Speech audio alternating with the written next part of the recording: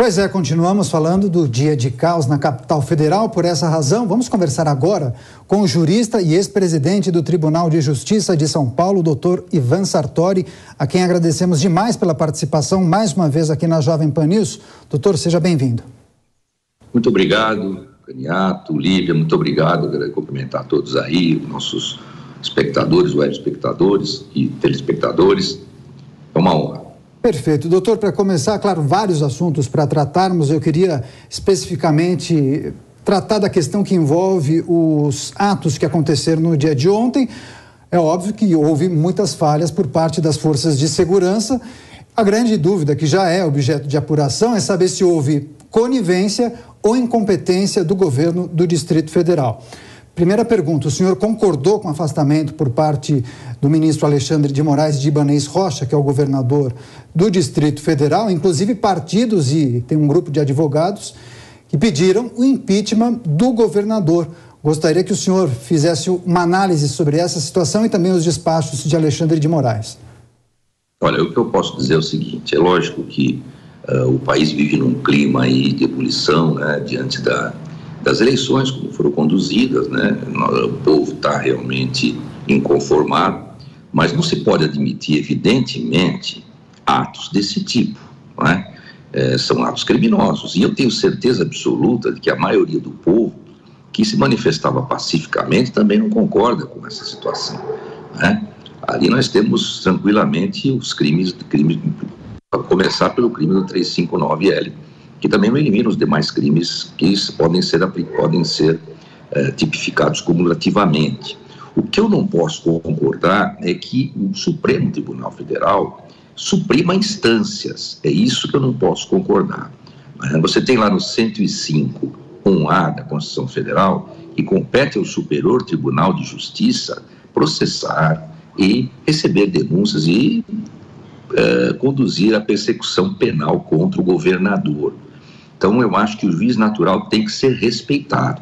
Lógico que providências deveriam ser mesmo tomadas, eram que ser tomadas. Né? A situação chegou num ponto que realmente não é sustentável, né?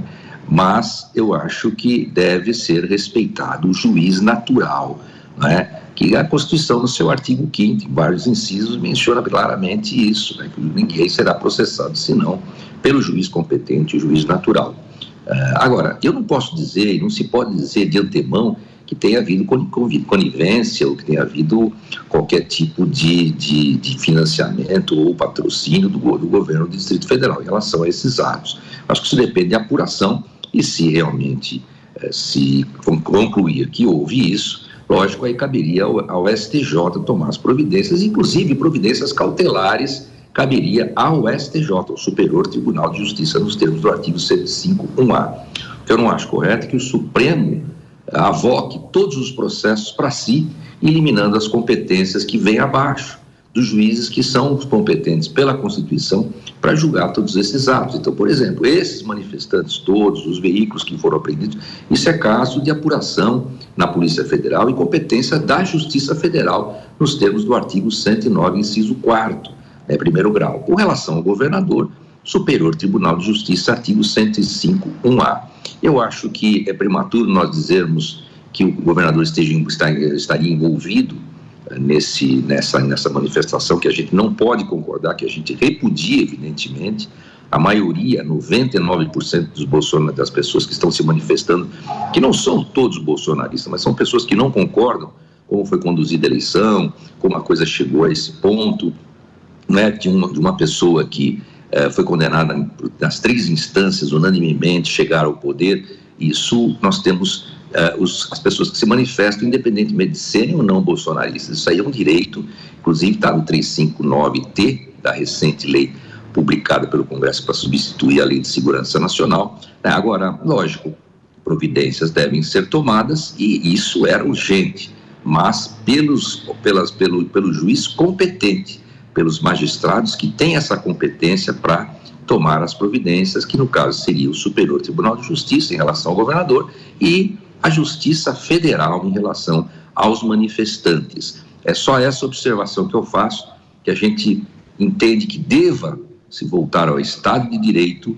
né? Não podemos ter um juiz de exceção e que isso tudo seja apurado pelo juiz competente. A única restrição que eu faço. Agora, depredar o patrimônio público, né? Inclusive havia pessoas infiltradas ali e com certeza isso só depõe contra essas pessoas que praticaram esses atos. Agora, a manifestação pacífica, ela é permitida pela Constituição e até também a própria lei, essa lei nova que alterou o Código Penal, né? A lei, essa lei nova que alterou o Código Penal e foi, resolveu, até dizendo no artigo 359-CT, não constitui crime previsto em título a manifestação crítica aos poderes constitucionais, nem atividade jornalística, reivindicação de garantias por meio de passeatas, reuniões, etc. e tal. Isso é o que já está efetivamente na Constituição, né? Agora, é essa história. Tomem-se providências, sim, tem que tomar providências, sim. Os atos não podem ser admitidos e devem ser proibidos. São atos violentos que vão contra a ordem democrática e também contra o próprio patrimônio público. E nós, cidadãos, é que vamos arcar com todos esses prejuízos que foram causados. Eu só apelo para que nós voltemos a um Estado democrático no sentido de que os juízes naturais sejam respeitados. É isso que eu penso. Doutor, falando a respeito ainda dessa conduta dos manifestantes, trouxemos agora há pouco a informação, segundo informações dadas durante uma coletiva pelo ministro da Justiça e Segurança Pública, Flávio Dino, cerca de 1.500 pessoas detidas. Falamos, inclusive, que a Polícia Federal vai indiciar essas pessoas por crime contra a democracia, terrorismo e outras tipificações. E o próprio Flávio Dino disse mais cedo que agora não se fala mais em prisões em flagrante, já que esse movimento inicialmente foi contido. Pode haver outras prisões, segundo ele, mas essas prisões deverão ser temporárias ou preventivas. Ou seja, para que isso ocorra, é preciso avançar nas investigações. Seria isso? Sim, lógico. Aí teria que haver uma decisão do juiz competente, né? Que aí seria a Justiça Federal, o juiz federal aí do Distrito Federal, né, competente, artigo 109, inciso 4, poderia fundamentar uma prisão temporária, uma prisão preventiva, né, dessas pessoas e não se pode falar mesmo de flagrante agora, que a coisa já foi contida e que a situação não persiste e que a gente não vê ainda o estado de flagrância claro. Mas, lógico, uma prisão temporária ou preventiva pode sim ser decretada fundamentadamente, né, e inclusive pelo fumus commissi delicti, que é a probabilidade de ter sido cometido delito, e também o perigo libertatis, o perigo de deixar determinadas pessoas que são vândalos aí em liberdade. Perfeito. Doutor Sartori, queria tratar de uma questão com o senhor, claro, além de jurista muito experiente, presidiu o Tribunal de Justiça de São Paulo, o senhor também está no ambiente político já há bastante tempo, foi até candidato.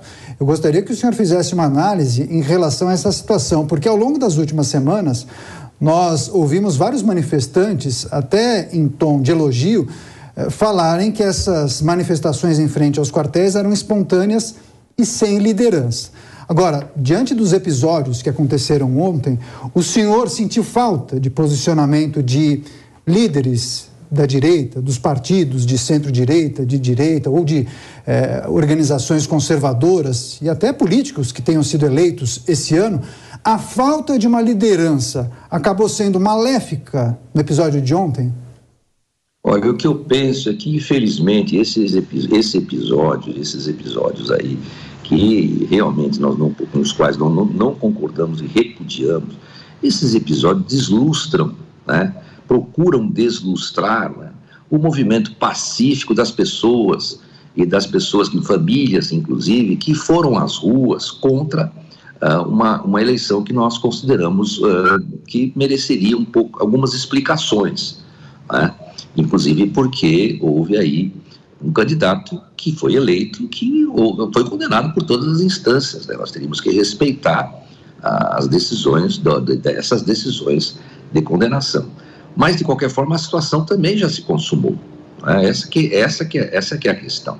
A situação se consumou e agora não é depredando o patrimônio público que nós vamos resolver qualquer problema ou resolver qualquer impasse que se possa eventualmente entender que haja.